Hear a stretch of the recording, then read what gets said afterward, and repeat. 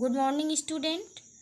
आज मैं फिर आपके सामने उपस्थित हूँ दो बैलों की कथा पाठ को लेकर।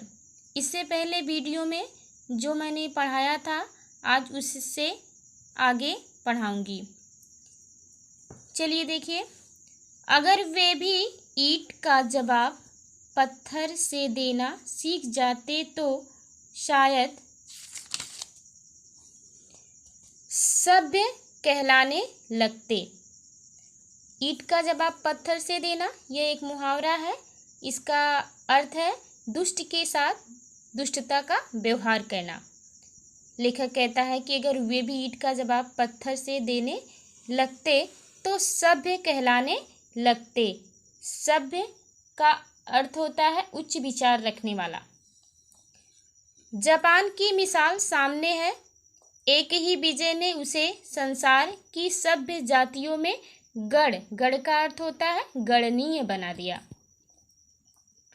लेकिन गधे का एक छोटा भाई और भी है। लेकिन लेखक कहता है कि गधे का एक अनुज यानी छोटा भाई और भी है जो उससे कम ही गधा है और वह है बैल। यहाँ पर बैल को लेखक ने गधे का छोटा भाई माना है। जिस अर्थ में हम गधे का प्रयोग करते हैं कुछ उसी से मिलते जुलते अर्थ में बछिया के ताऊ का अर्थ है बैल की तरह निर्बुद्धि या मूर्ख।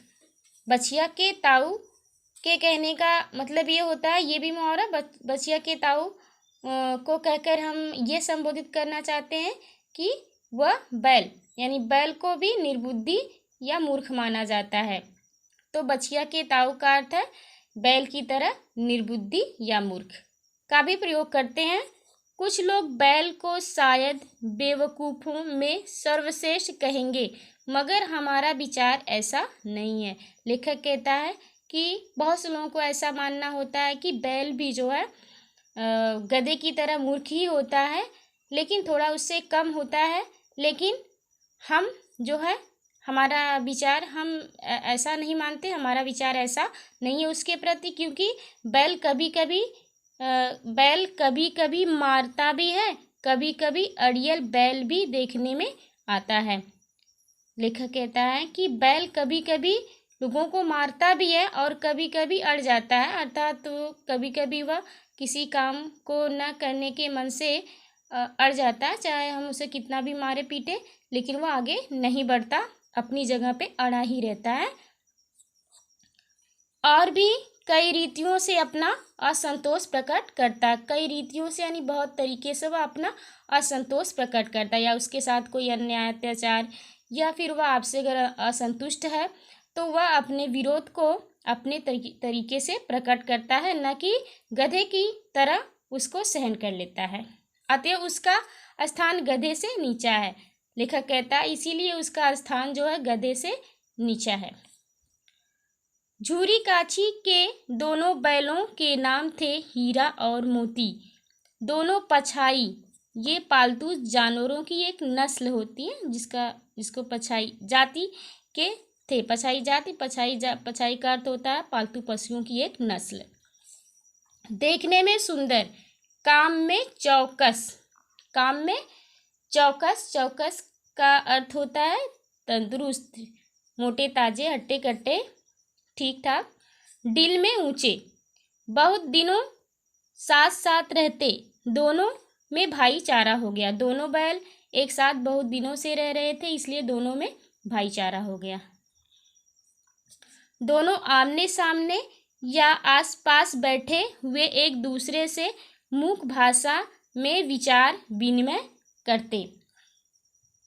दोनों आमने सामने बैठ करके मुख भाषा में यानी कि मुख भाषा जो बोली ना जा सके, सिर्फ जो मुंह से बोलकर प्रकट नहीं की जाती, सिर्फ इशारे से या हाव भाव से समझी जाती है, तो मुख भाषा में वह दोनों अपना विचार करते यानी लेन देन के बारे में, या जो उनके भाव होते थे एक दूसरे को वो समझ लेते थे। दोनों बैल आपस में एक दूसरे के भाव को समझ लेते थे, बात को समझ लेते थे। एक दूसरे के मन की बात कैसे समझ जाता था हम नहीं कह सकते। लेखक कहता है कि वे बैल एक दूसरे की बात को कैसे समझ जाते थे ये हम नहीं कह सकते, नहीं बता सकते। अवश्य ही उनमें कोई ऐसी गुप्त शक्ति थी जिससे जीवों में श्रेष्ठता का दावा करने वाला मनुष्य वंचित है।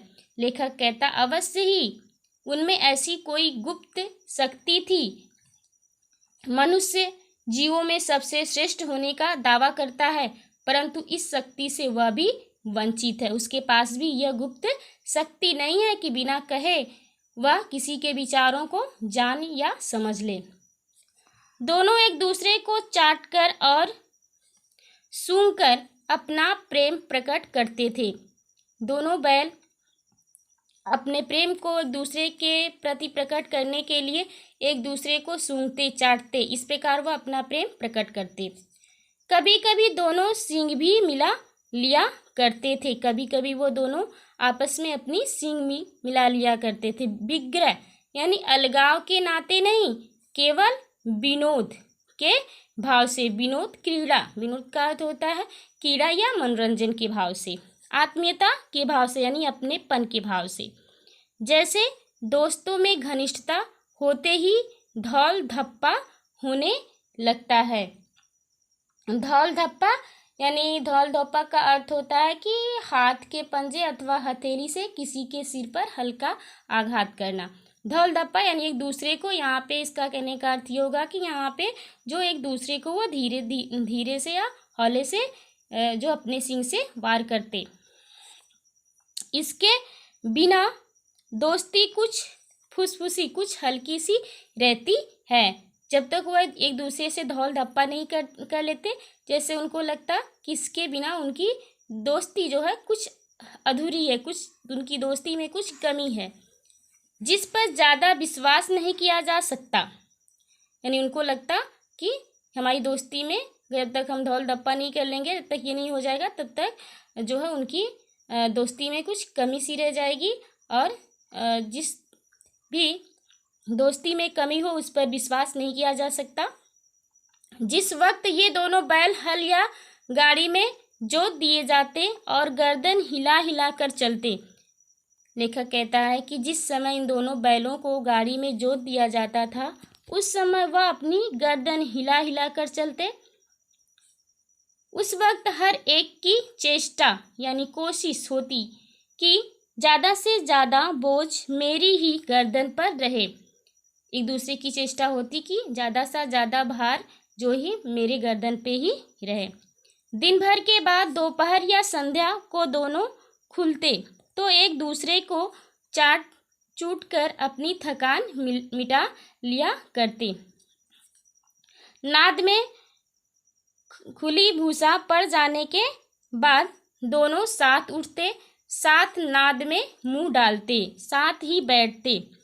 एक मुंह हटा लेता तो दूसरा भी हटा लेता था, यानी एक साथ ही वो नाद में मुंह डालते थे और एक साथ ही हटाते थे। एक साथ उठते, एक साथ बैठते। अगर एक नाद में मुंह डालता तो दूसरा भी डालता, अगर एक हटा लेता तो दूसरा भी हटा लेता।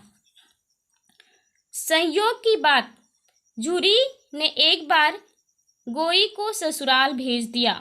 बैलों को क्या मालूम वे क्यों भेजे जा रहे हैं, समझे मालिक ने हमें बेच दिया। एक बार संयोग से झूरी ने अपने दोनों बैलों की जोड़ी को अपनी ससुराल भेज दिया। बैलों को क्या पता कि उन्हें क्यों भेजा जा रहा है, कहाँ भेजा जा रहा है। समझे मालिक ने हमें बेच दिया। बैलों को लगा कि हमारे मालिक ने हमें बेच दिया। अपना यूं बेचा जाना उन्हें अच्छा लगा या बुरा कौन जाने। लेखक कहता उनका इस तरह बेचा जाना उन्हें अच्छा लगा या बुरा। वे समझ रहे थे कि हमारे मालिक ने हमको बेच दिया, और उनका ये बेचा जाना उन्हें कैसा लगा इसे कौन जानता है। पर झूरी के साले गया को घर तक गोई ले जाने में दांतों पसीना आ गया। दांतों पसीना आने का अर्थ है कि दांतों पसीना आना, यानी कि बैलों को ले जाने में उन्हें बड़ी कड़ी मेहनत करनी पड़ी, यानी बहुत परिश्रम की आवश्यकता होना। दांतों पसीना आने का अर्थ होता है। लेकिन दांतों पसीना आना यानी कि उन बैलों को अपने घर तक ले जाने में गया को जो है बहुत परिश्रम करना पड़ा। पीछे से हाँकता तो दोनों दाएं बाएं भागते, पगहिया पकड़कर आगे से खींचता तो दोनों पीछे का जोर लगाते, मारता तो दोनों सींग नीचे करके हुंकारते। अगर वह दोनों को आगे बढ़ने के लिए मारता था तो दोनों हुंकारने लगते थे।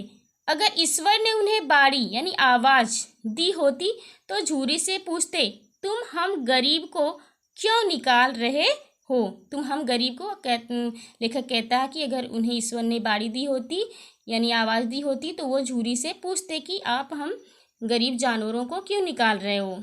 हमने तो तुम्हारी सेवा करने में कोई कसर यानी कमी नहीं उठा रखी। अगर इतनी मेहनत से काम न चलता तो और काम ले लेते। वे कहते हैं अगर इतनी मेहनत से तुम्हारा काम नहीं चलता तो तुम हमसे और काम लेते। हम तो तुम्हारी चाकरी में मर जाना कबूल था। वह कहते हैं चाकरी यानी नौकरी, तुम्हारी सेवा करने में ही मर जाना कबूल था। हम तो तुम्हारी सेवा करते करते मर जाना चाहते थे, तुम्हारी नौकरी करते करते मर जाना चाहते थे। हमने कभी दाने चारे की शिकायत नहीं की। वे कहते हैं कि हमने तो कभी दाने और चारे की शिकायत नहीं की कि हमें आज अच्छा चारा मिला या नहीं अच्छा मिला। तुमने जो कुछ खिलाया वह सिर झुकाकर खा लिया।